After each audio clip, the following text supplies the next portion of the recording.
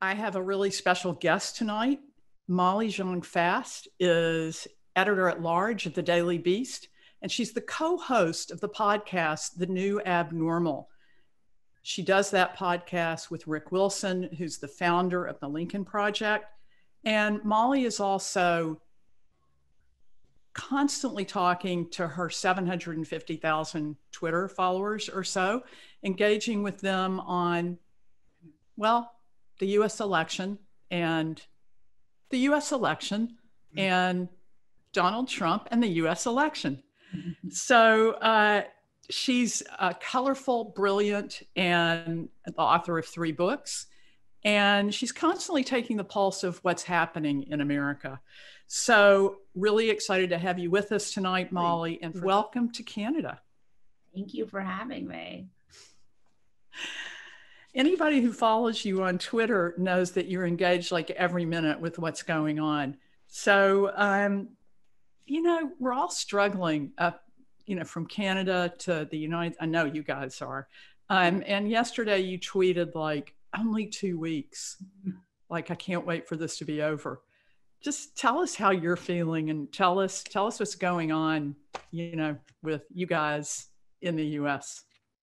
Yeah, it's a crazy time in American politics. And it seems every time I think it can't get any crazier or any stupider, it gets both crazier and stupider.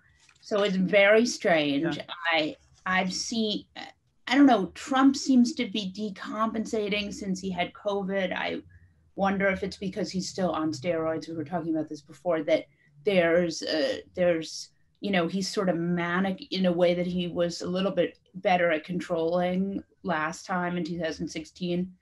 The Trump campaign is trying to dump all this oppo out there, and some of it is Russian disinformation. And they did this New York Post story this weekend that immediately got debunked.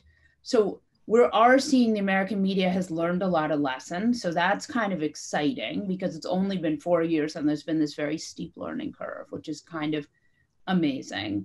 But there's a lot of disinformation. I mean, just flooding. Today, there were some very smart media critics who were talking about how now there's a state where a lot of these conservative sort of, I don't want to say news sites because it's not really news. It's more of like troll, sort of half-baked kind of like fake news sites. Yeah, and a lot, they're sort of flooding the zone in the hopes of the hope is to make a false equivalency between the corruption of Trump world and to say, well, this one's corrupt too, so it's the same. And so we're seeing a lot of that. It's really picked up pace. And then we have this very hot contested Senate. There's a lot of Senate races. The map has totally changed, and it's just a very interesting time. It's so interesting. Like, it's almost too interesting. Yeah, it's too, that's right. And to unpack this thing with Hunter Biden and, Trump a little bit more, could this possibly go anywhere with Barr sort of acting more like Trump's personal attorney than the Attorney General of the United States?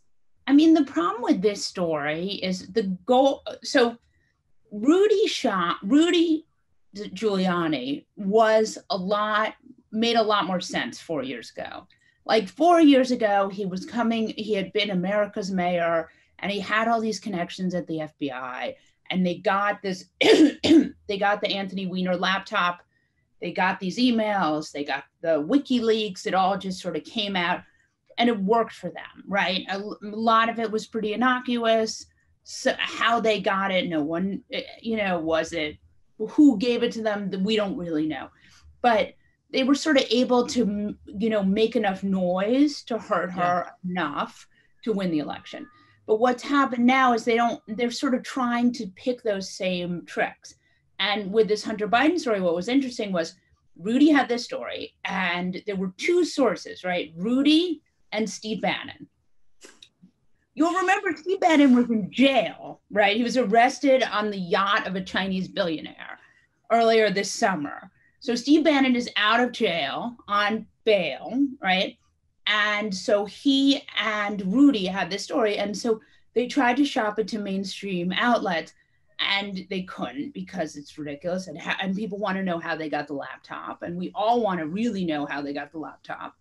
And so then the only place they could place it was the New York Post, which is owned by Rupert Murdoch. Right. And so, exactly. And it's like one of the lesser Rupert Murdoch venues. So, right. So he wouldn't have put it in the journal. But what's the circulation in New York City of the New York Post? Would you say? Do you know? It's low. I don't know exactly the circulation, but I know that the New York Post loses millions of dollars every year. That it's sort of it's a pet of his that he likes it for whatever reason.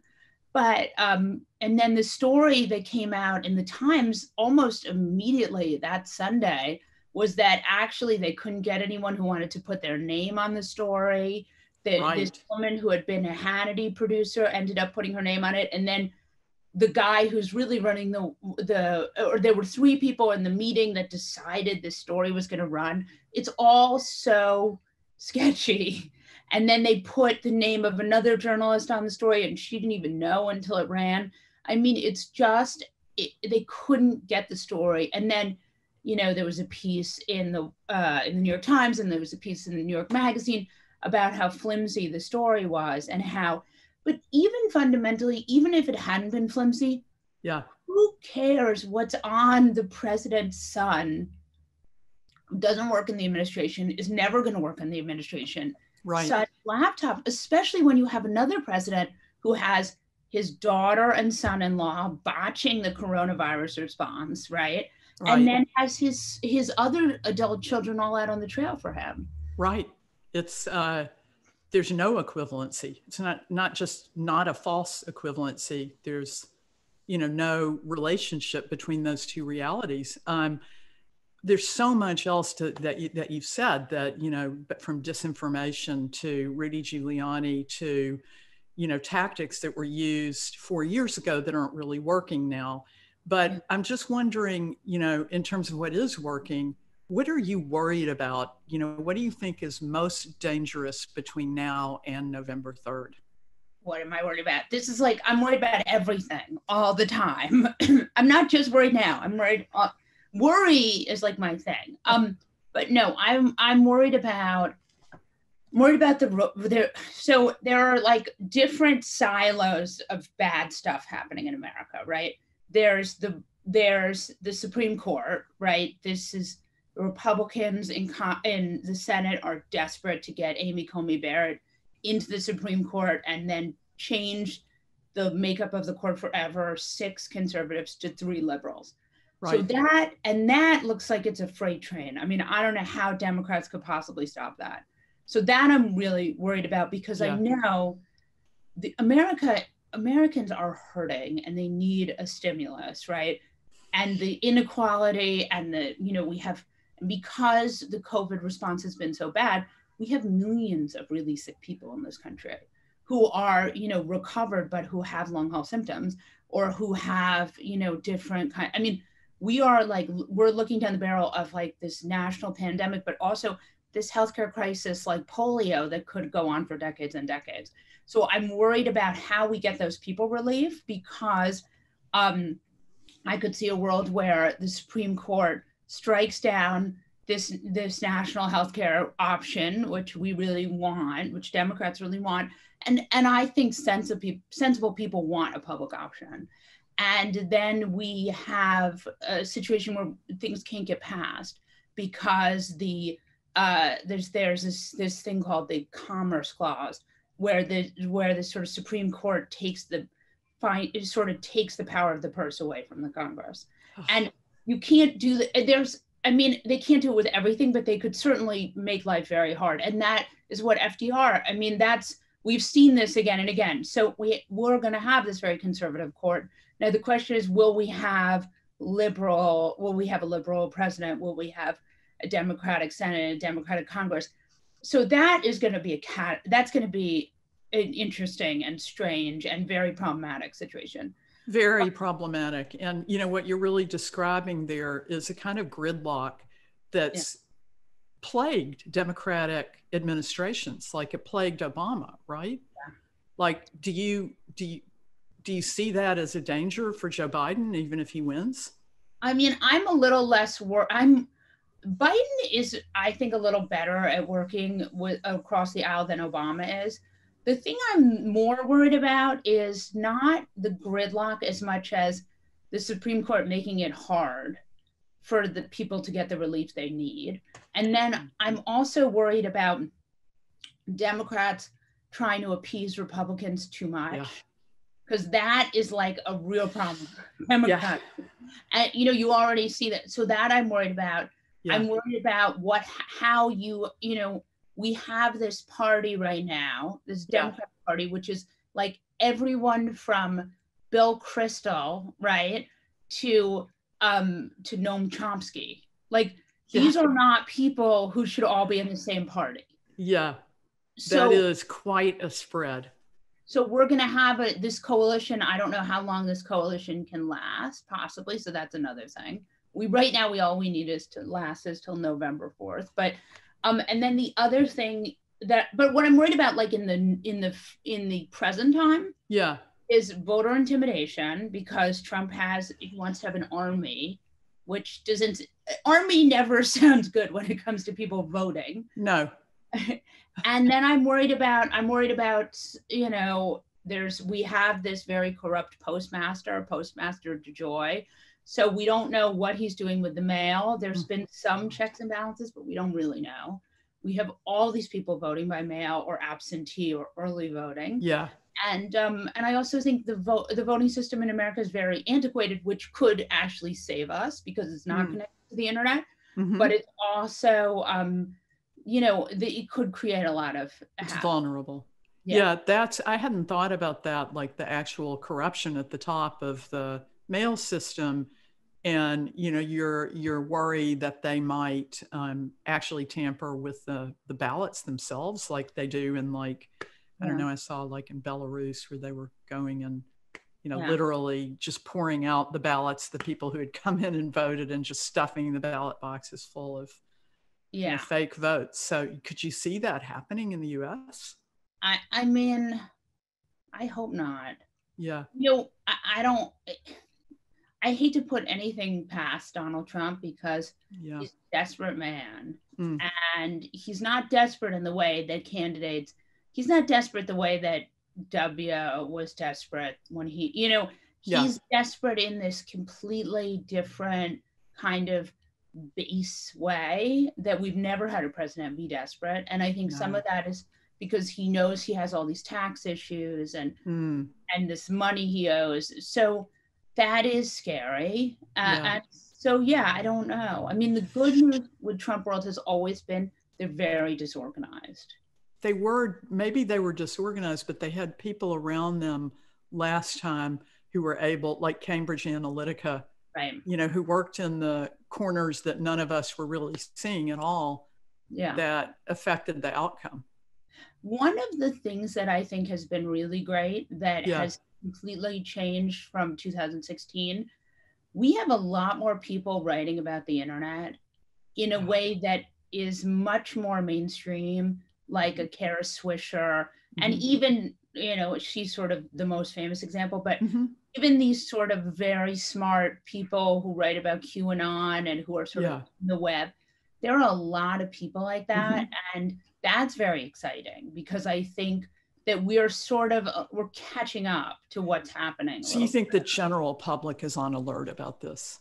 Yeah, and I think also there's just a little more understanding of what we see. Facebook has these most visited sites every day, and 9 out of 10 of them are conservative columnist Ben Shapiro, right? Yeah. Or 8 out of 10 are Ben Shapiro, and 1 is Dan Bongino, and 1 is Donald Trump. So clearly there's something happening with this algorithm. Yeah. And we didn't know this stuff in 2016. Right. Well, Joe Biden's ahead in the polls, and everything I read, is just it's all positive. He looks like he's far enough ahead in the polls to take a big victory, could be a blue wave, but it's hard not to be haunted by the Hillary Clinton story from 2016. And, I know the polls are supposed to be better now and everybody's learned their lesson. But what do you think? Do you think there is a path to victory for Trump? We are all haunted by 2016. I think 2016, it's like 2000, right? There's no Democrat in the world who won't talk to you about Al Gore in Florida, right?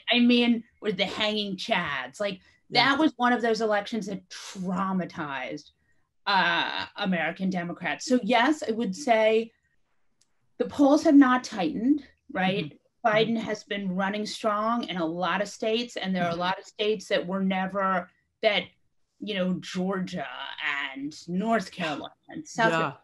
Right. And, so there are a lot of states that aren't supposed to be swing states that are in play. And, I've seen a lot, right. And I'm seeing a lot of polling that Joe Ernst in Iowa, there's a lot of change happening. Yeah. That's so encouraging. I'm originally from Tennessee. Yeah. And, when I was growing up, Tennessee was a strong Democratic state. And, then it turned, and it's turned so dramatically, and God, it'd be so great to see it turn back. And that's an really interesting phenomenon that I'm seeing. We had Doug Jones, who's the Alabama senator who's running. Yes, I heard that on the new Abnormal. Yeah, on the pod. And he's just an amazing senator. And, he was the AG who handled the KKK murder of the little girl from the church. Oh. And he prosecuted those guys 20 years later. And so he was really great, and he has a tough race, but he's ahead by 1 point. They're tracking polls. The problem with some of the South is that the polling is not so good. Mm-hmm. So you have these places where, for example, we had this incredible guy who's running for the Senate called Mike Espy, who is he's brilliant. He's amazing. He grew up in Mississippi under Jim Crow. And we talked about the Jim Crow laws and what it was like, and the kind of loss of growing up like that and the tragedy. Mm-hmm. And he is ahead Cindy Hyde-Smith by 1 point. So that, he could definitely win. And that is a state where it's a majority African-American. And there is this feeling that African-Americans can reclaim the South and be senators. And, we have very few African-American senators. It's one of the many great tragedies of American life is that we have, this large African-American part. A lot of America is African-American, but they're not represented in the Senate in a very unfair way. And so right now, the Democratic Party has Mike Espy. We have, I shouldn't say we. The Democratic Party, of which I enjoy, has Mike Espy. There's also, who else is running? We have 3 really great, really smart. Oh, in Georgia, Reverend Warnock, who's running in a special election, and he's unbelievable. He's the pastor for Martin Luther King's church, and he's incredible. And then we have someone else who I can't remember now, but so there's a chance to change the makeup of the Senate, which is incredibly exciting because representation really matters, and there should be, especially anywhere, but we need to have different voices in the Senate. Absolutely. And we need to have different voices from the South, because I'm always telling people, who make these broad generalizations about the South and the kind of people from the South, there's all kinds of people, they're some of the greatest progressives in the United States have come out of the South.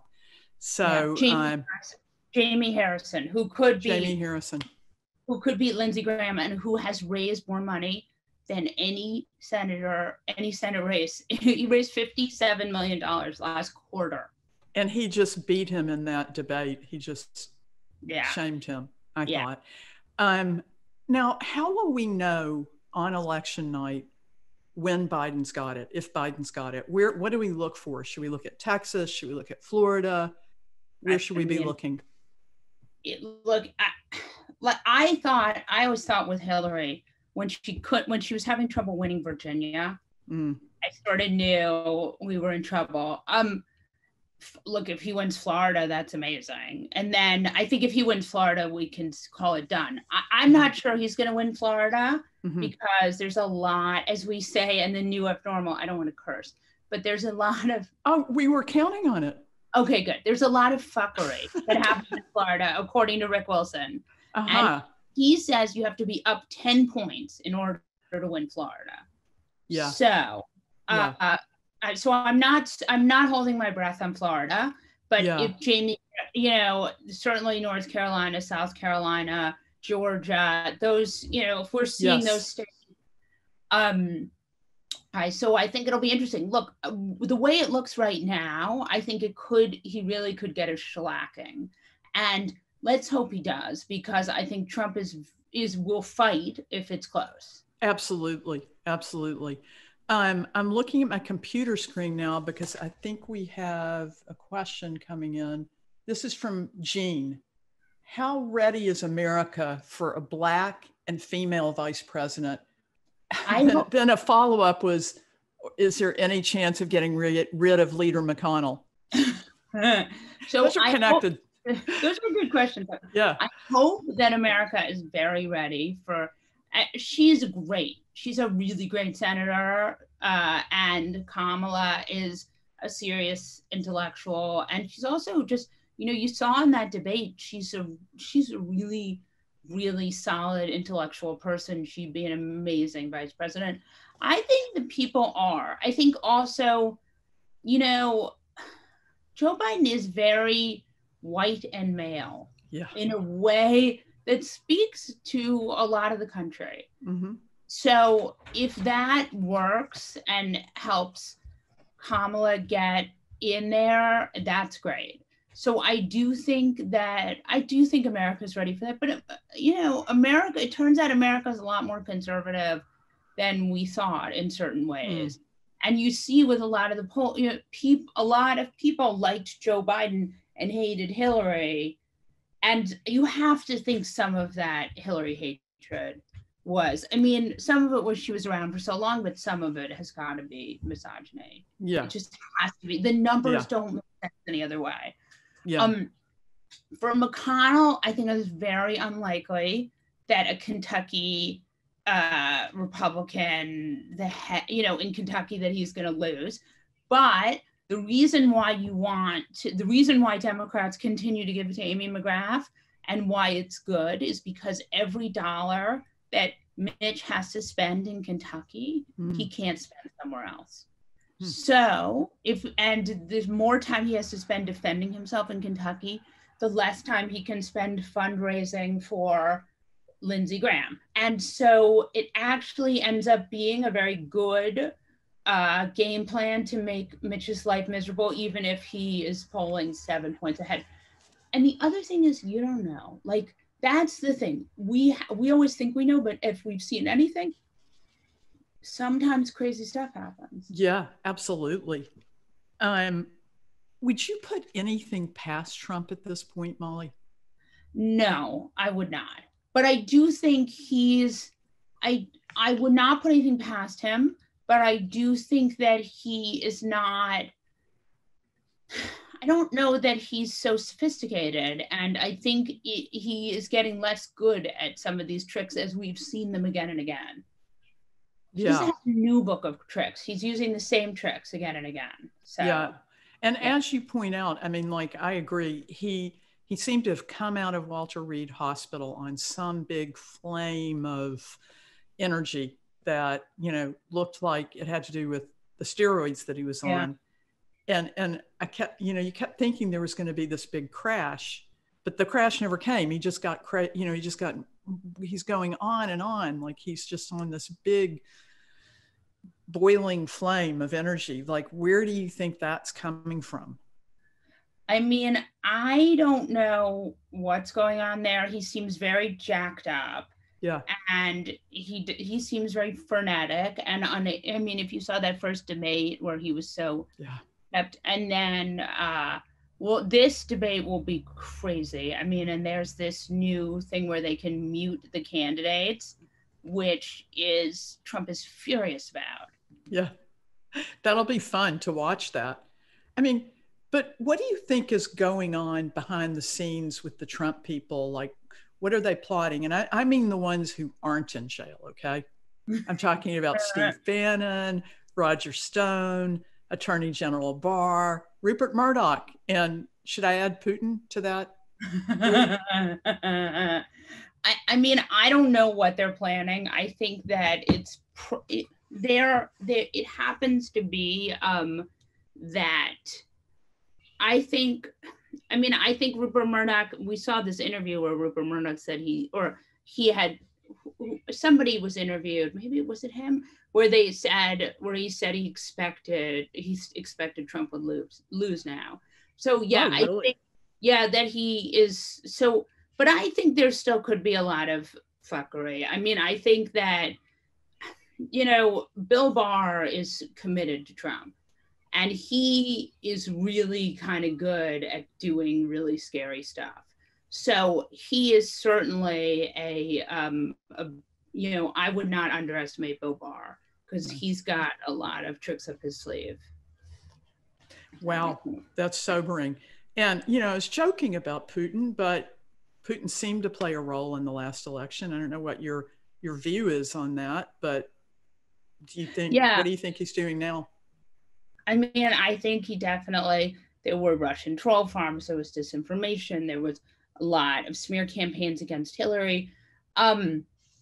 Supposedly, I don't really know, we can't prove it yet, but there's some evidence to support the idea that the laptop was some sort of Russian disinfo kind of thing.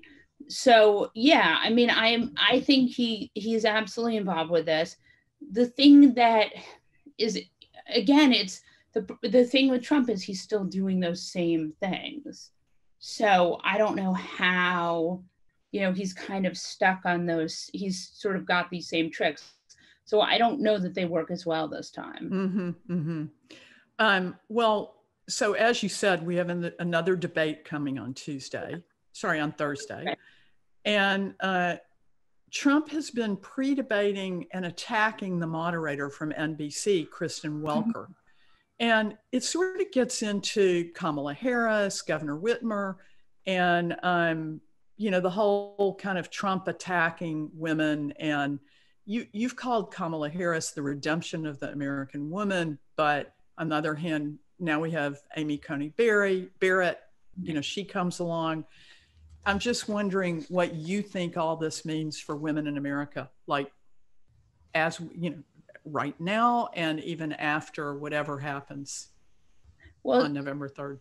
I think it's hard to argue that Trump wasn't a big lose for women in America, right? Because he had all these sexual assault allegations.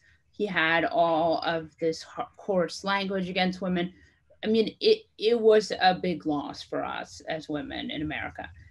And now I think it's interesting because we're seeing all this polling that says that women are not going along with it, right? All this polling, he's leading, he's getting 36% of women, or women just are not breaking for him the way they did in 2016. In 2016, they were sort of willing to take a risk with him. And so it will be delicious if women are the reason that he loses. I think that it's a terrible time to be a woman in the Republican Party because you have all these women like Martha McSally who have really hitched their wagon to Trump. And those women are really getting creamed, right? We see, I mean, there are a lot of Republican Senate candidates that look like they're having trouble, but certainly the women, it is, and the other thing that I think is a bit sad is that a lot, like people had thought for a long time that some of these women would be the future of the Republican Party, right?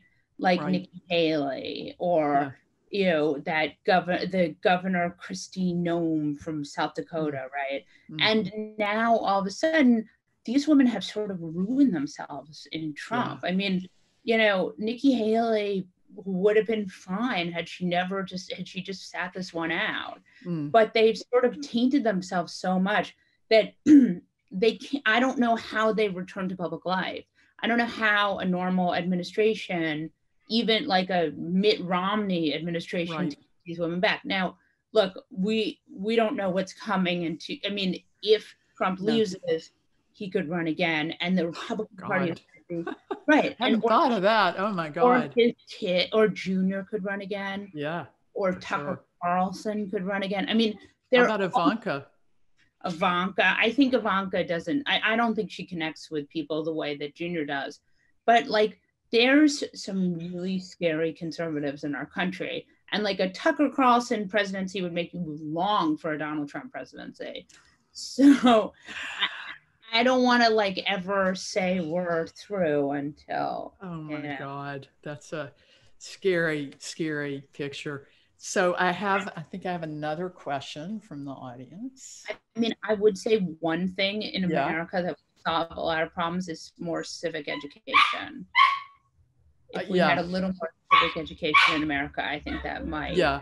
I mean, I don't like to brag about Canada because that's not very Canadian, but I'm pretty proud of what we've got here in terms of civic education, pretty engaged citizenry. Okay, we have a question which is from Lois. I think Biden said early days that he would not pardon Trump. Will Trump go to jail if he loses, I assume? I think it's very unlikely that Trump will go to jail. Yes, I think it's very, very unlikely that Trump will go to jail. I think this because Americans don't jail their presidents. We didn't jail Nixon. It's just not the way things are done here. Does Trump deserve to be in jail? Again, I don't know. But I mean, it certainly seems like it from all the crimes. But fundamentally, American democracy needs as much help as it can get. So if not jailing Trump will help us stay a democracy, then I say I'm all for it. Does there need to be a truth and reconciliation committee to sort of, I mean, there's been so much damage, right? The death of 220,000 Americans, the children, 537 children where they lost the parents. I mean, so should there be, and then all of this corruption, this federal corruption. So should there be a kind of Nuremberg trial for this? I mean, I don't know that Nuremberg is probably a bad example, but should there be some kind of like getting to the bottom of it? Absolutely. And and accountability, and the money needs to be, there are companies that got millions of dollars of PPE loans. So I would say, yes, there certainly needs to be some cleanup, but I think, no, it's much better not to jail the president. Yeah. Well, we know he's a misogynist, and his niece, Mary Trump, described him also as a sadist. Yeah. And he's kind of turned the whole country into a toxic workplace. I would even go so far as he's turned the world into a toxic workplace. If it were a workplace, HR would have been called in a long time ago. It's really hard for us as Canadians to remain unaffected by the tone and the sheer cruelty of the President of the United States' attacks on women, on minorities, on vulnerable people, on refugees. It's like we're all reliving our childhoods of being bullied. Yeah, I think that's true. How do Americans and the country recover from this? I don't know. And I mean, the thing is, there's a lot of really scary fragments. There's QAnon, which is this insane idea that Democrats are eating children. I mean, it's like the whole country needs to be deprogrammed. So I don't know how. I mean, it reminds me, there's going to be a lot of carnage. I hope that it's just psychological, and we do have all these sick people too. So we have this pandemic, and all these people have had COVID, and we're still, America is still just absolutely exploding with COVID, right? So we're probably, what I've seen, Americans have gotten slightly better at treating COVID, and we used to have ridiculously high death rate. We have a slightly less ridiculously high death rate. But I think that we're going to, I think that we will eventually get to a point we're going to have to deal with all of the COVID fallout, and then we're going to have to deal with all of this like terrible racism that Trumpism has really unleashed on the public. And I don't know how that starts. I think it starts by electing Black leaders and having more diversity in government. And what's interesting is this summer we had Black Lives Matter, and we really had a lot of people like begging for unity, which is exciting, especially when you're coming from a country that elected a racist, 3 years before. So I think it's good. It's a very complicated time in American life. Very complicated. It's unbelievable, all these issues that you're raising, and just to think about like how the Pandora's box will ever be closed again. But hopefully it will. He's made it really clear that he's not letting go of power without a fight, Molly. So who is the adult that is going to go tell him you're done? I mean, so the thing that's been good that I've seen over the last few weeks that I think it should make everyone in Canada feel a little better. I want to make you guys feel a little better because I feel like thank you. I'm so much doom and gloom, and you guys live so nearby. I would say the good news is that a lot of Republicans are quietly breaking from him. And that would not be happening if they didn't think that he wasn't going to be able to keep power. So Ben Sass on a constituent call said he thought that he didn't like Trump's foreign policy. That's a pretty big deal. And then Leader McConnell said that he hasn't gone to the White House since August because of the White House's coronavirus policy, which again, that's a pretty big deal. So we're seeing more and more of that as time goes on. And then you had Martha McSally refusing to say she stood with the president and instead saying she stood with the Republican government for tax cuts for Arizonans. So I think that is all a pretty good sign. And then even you have in this Michigan Senate race, you have the Republican, it doesn't have that he's a Republican on his website. Because, so he doesn't want to be associated at all. Right. So that is all a very good sign. Yeah. For Trump's losing. And the more the polls show him losing and the more he loses, the harder it's going to be for him to fight. The thing about Trump, if you look at the last 4 years, is that he tries to do crazy, terrible, destructive things. But he often backs down when he can't, like with the child separation and he does a lot of damage, but he can be sort of he can be pushed back a little bit. He's not a strong leader. He's a very weak leader, which is why I actually think that we can, it's very... Hello, dog. Who are we hearing? Who is that in the background? I have 3 dogs. 2 I've had for a long time, and then we got this insane rescue puppy, Leonidas, the rescue puppy, who just continually destroys the house all the time. So that he's very noisy. But, okay, we're hearing. Tell him we said hi from Canada. But so I think you are seeing a certain amount of Trump will back down. So that gives me some hope. Yeah. This is kind of, again, yesterday Trump wound up his talk, or maybe it was 2 days ago, by calling CNN, "You dumb bastards." Jesus. Can we talk about the damage that, calling media fake news over and over and over again has done to journalists in America, but also around the world? It's been bad. It's bad for a lot of journalists because a lot of us get death threats. So that is very bad. And we've also seen the murder of journalists. I mean, remember we had that newsroom where some, So we have actually seen very bad effect from Trump's rhetoric. Mm-hmm. I think that the reason he does that is because, you know, he doesn't want to be investigated. And in fact, somebody found, right, they found Trump's taxes, Mm-hmm.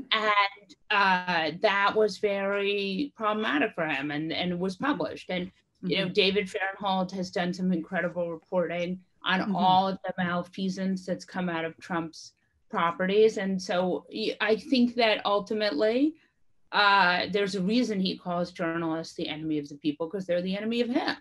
Yeah. I think it's problematic. I think worse actually has been what Facebook has done to local news, because that has just been so, you know, Facebook really killed all these little newspapers, and now we have Facebook, which doesn't care about its content at all. So there's no, so it's not like they said, well, you know, we've made $25 million, you know, $25 billion, we've made billions of dollars, so we're going to just now focus on making local content. They never did that. They just aggregate this kind of crappy stuff, and they don't care much if it's real or not.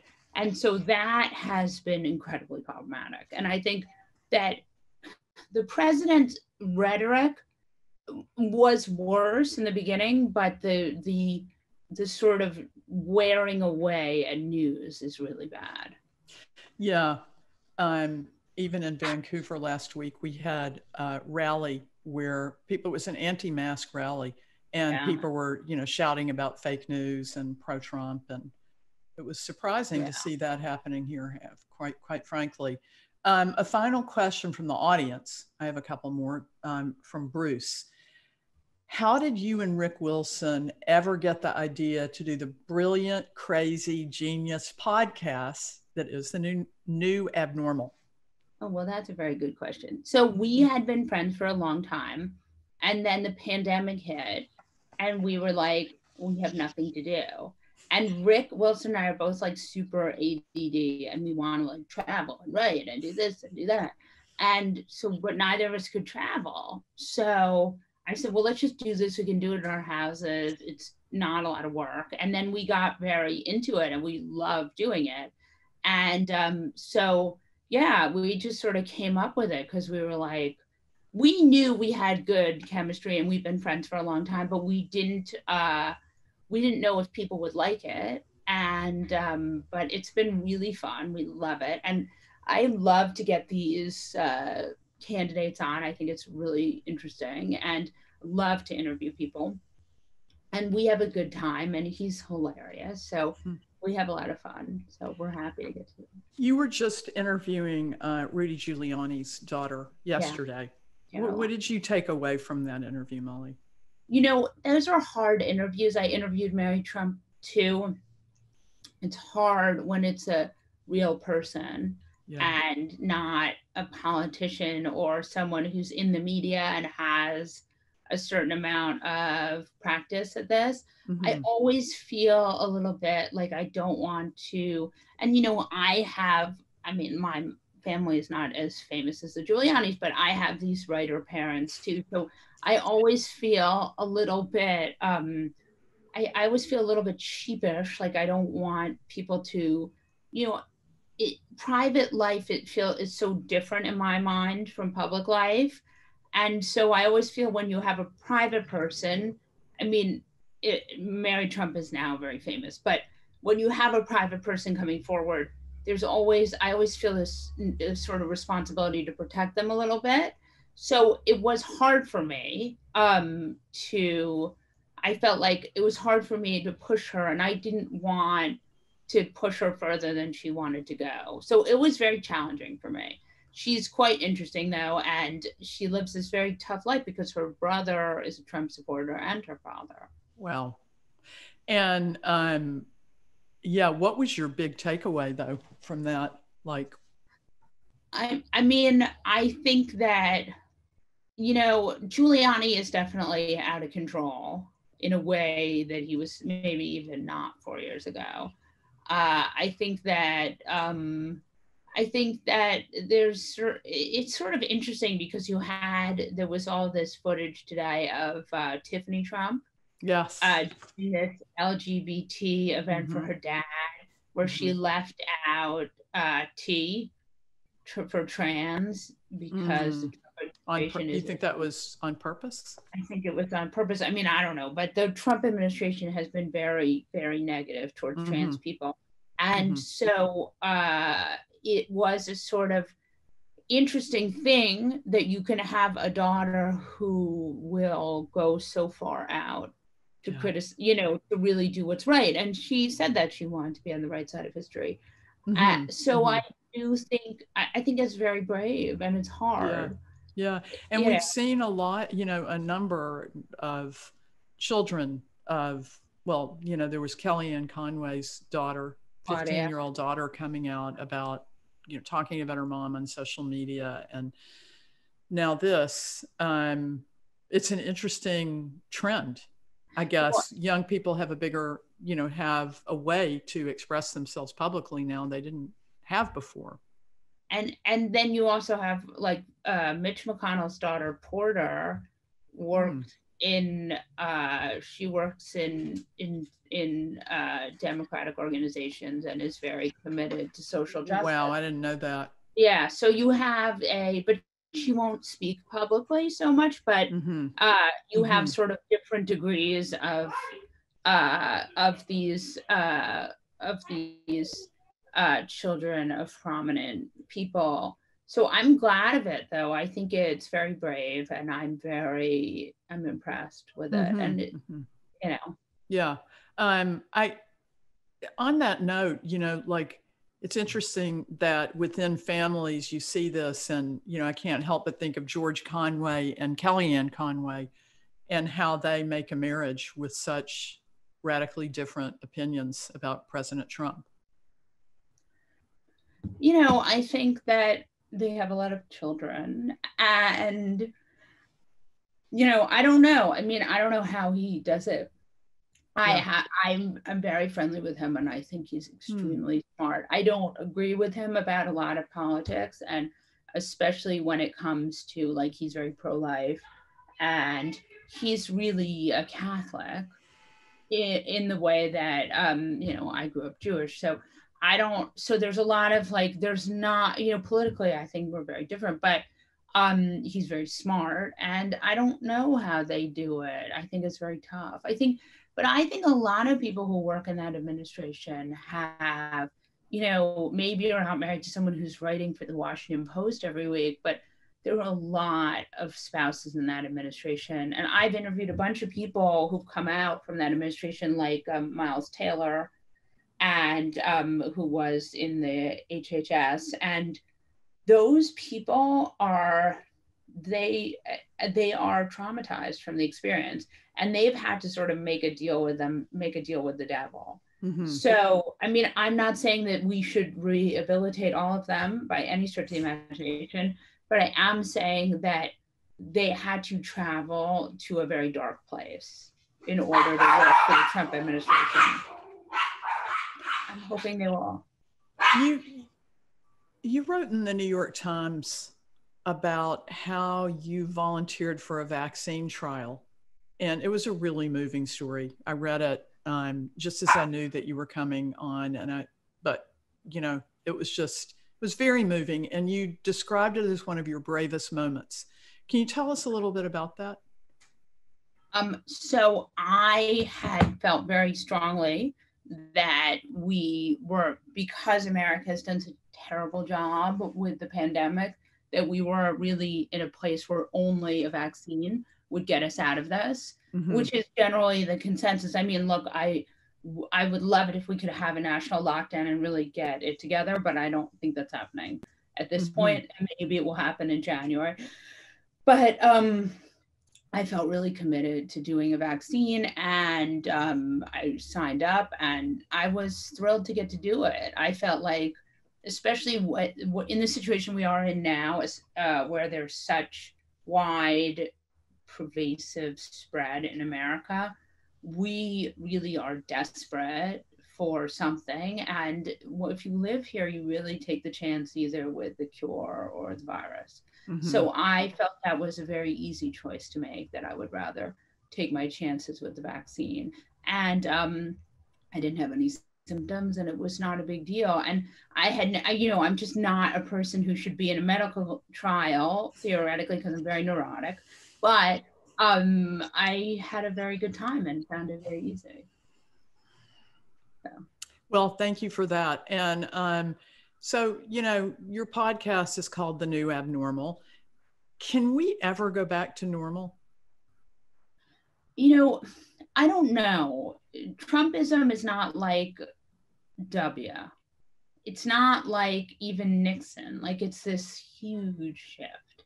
So I don't know if we will ever go back to normal. And I don't know, I mean, the racial divisions, the sort of all the kind of like this group of really scary racists have been emboldened by Trump. So I don't know what happens. I think we'll go back to some kind of normal.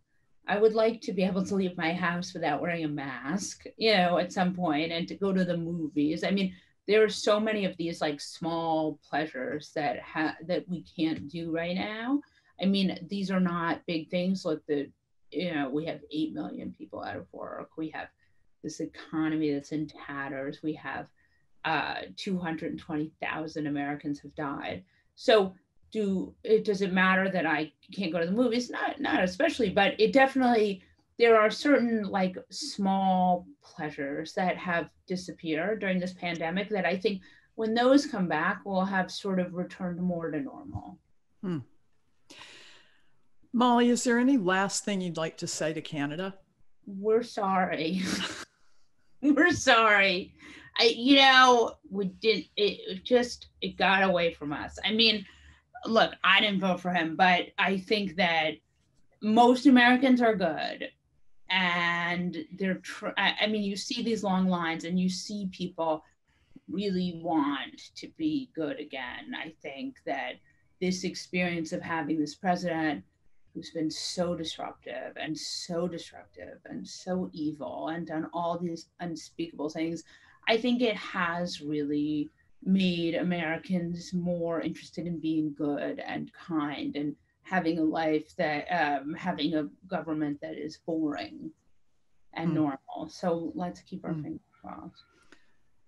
Molly, thank you. And for all of you on the call, I always end these calls by asking you to donate to National Observer, donate to help us keep going on our podcast. If you donate tonight, you will be part of a draw to win a 1-year subscription to the Daily Beast, Compliments of National Observer, where you can find Molly Jong-Fast as an editor-at-large. And Molly, you really are just outrageously good writer. I love reading your columns. You can also find Molly on Twitter, as I said, or on her podcast, The New Normal. And if you don't subscribe yet to Canada's National Observer already, I hope tonight will be the night that you do decide to subscribe and describe it to your friends. And if you donate tonight and you're not subscribed, we'll give you a year also of Canada's National Observer. So participate and you may win, but we all win with great journalism. Next up on the series is Jim Sciutto, national security correspondent for CNN and author of The Madman Theory. He'll be talking with me on October 28th, so mark your calendar. There's so much in Jim's book, The Madman Theory, about Trump's foreign policy and Trump's impact on the world. And it's a really fascinating book. I'm about 3/4 of the way through it now. We'll be giving away a book. You can register for that now. And listen up, people. Journalism isn't free, but it is important. Our readers make our work possible. Thank you so much to all of you across Canada who are subscribing and who are, helping us do what we do.